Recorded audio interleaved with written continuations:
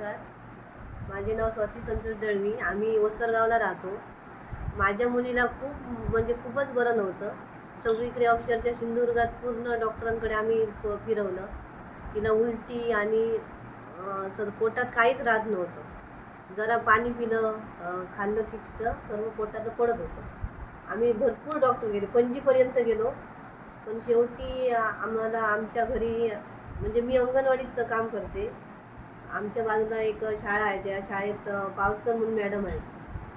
की आम्ही पणजीवरून हिला घरी नेलं होतं आणि त्या आमच्या घरी आल्या योगायोगाने. आणि त्यांनी सांगितलं, हे संजीव लिंगावत म्हणून डॉक्टर आहेत वेंगुर्ले येथे, त्यांना तुम्ही कॉन्टॅक्ट करा, ते तुम्हाला 100% तुमच्या मुलीला बरं करणार. आम्ही अंगणवाडीतून त्यांना फोन केला.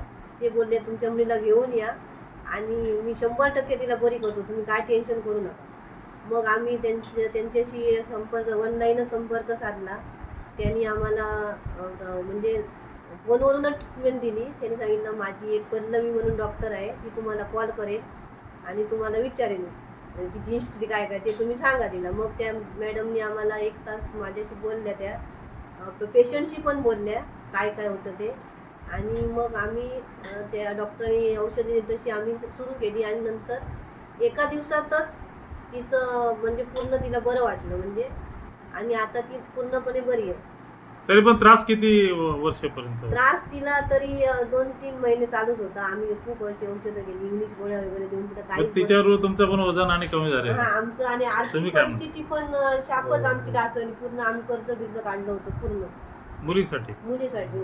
एवढे डॉक्टर केले? हा, एवढे डॉक्टर केले. मग आता महिमा तू कशी आहे आता सांग? पूर्णपणे बरी आहे ना? आता एकदम बरं वाटतंय ना? म्हणून आम्ही आज यांना भेटायला आलोय. आम्हाला देवाच्या रूपात ते डॉक्टरच भेटले आम्हाला, म्हणून आम्ही यांच्याशी प्रत्यक्ष भेटून बघूया कसे आहेत ते डॉक्टर. आणि आम्ही भेटलो आणि आम्हाला खूप बरं वाटलं इथे. ठीक आहे, धन्यवाद. काळजी घ्या तुम्ही, काही नाही, ती 100% बरी झालेली आहे आता. हां, ओके. मी डॉक्टर संजीव लिंगावत बोलतोय. आज हे महिमा दळवी हिला मी डॉक्टर संजीव लिंगावत आणि पल्लवी कांबळी यांनी औषधं सुरू करून जवळजवळ खूप अत्यंत क्रिटिकल कंडिशनमध्ये तिचं वजन कमी झालेलं होतं. अशा एकदम वाईट परिस्थितीमध्ये होती ती. वाईट आम्ही डिप्रेशनमध्ये, आई वडील आधी डिप्रेशनमध्ये गेलेलो आम्ही. काय करावं ते काहीच सुचत नव्हतं. आणि अशा परिस्थितीतून ती आज बरं वाटतंय, मनापासून मला समाधान आहे. आम्ही डॉक्टरांचे मनापासून धन्यवाद व्यक्त करतो. अशी तिची पुढे शैक्षणिक प्रगती होईल. सध्या ती आणि डॉक्टरांचं पण असं नावलौकिक होऊ दे पुढे, होमिओपॅथीचं चांगलं होऊ दे.